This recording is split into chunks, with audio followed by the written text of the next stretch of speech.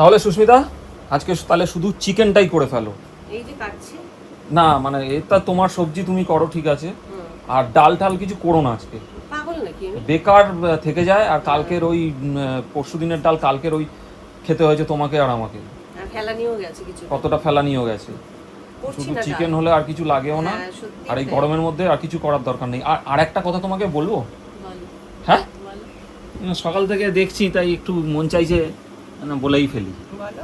সেটা হচ্ছে যে শাড়িটা তো মনে হচ্ছে নতুন, মানে হ্যাঁ। আজকেই পরলে বোধ হয় না ফার্স্ট। না, আর এর আগেও একদিন দুদিন করেছি। যাই হোক সেটা আমার হয়তো খেয়াল নেই। হ্যাঁ, একটু নতুন বউ লাগছে আর কি। তাই সেটাই মাথায় আর কি। ঘোমটাটা দিয়ে না।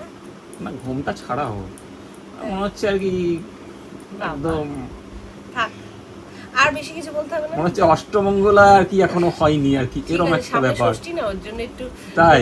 নতুন নতুন বউ সাহায্য, হ্যাঁ আচ্ছা ভালো। হ্যাঁ, ওর জন্য ভালো লাগছে বেশ।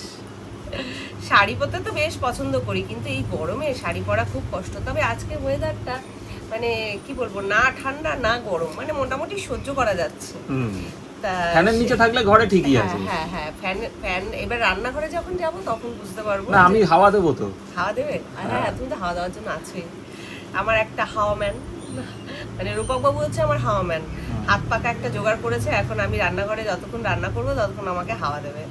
তা এই কাজটাই বা কজন দায়িত্ব নিয়ে করতে পারে বলো? তুমি তো করো, তাও অনেকে তো সেটাও পারে না। তা যাই হোক, চলো আর ভাট বকে লাভ নেই, রান্নাবান্নার কাজগুলো করে নিই, আর তুমিও তোমার কাজগুলো সেরে ফেলো, তারপরে জমিয়ে আড্ডা হবে। হ্যাঁ,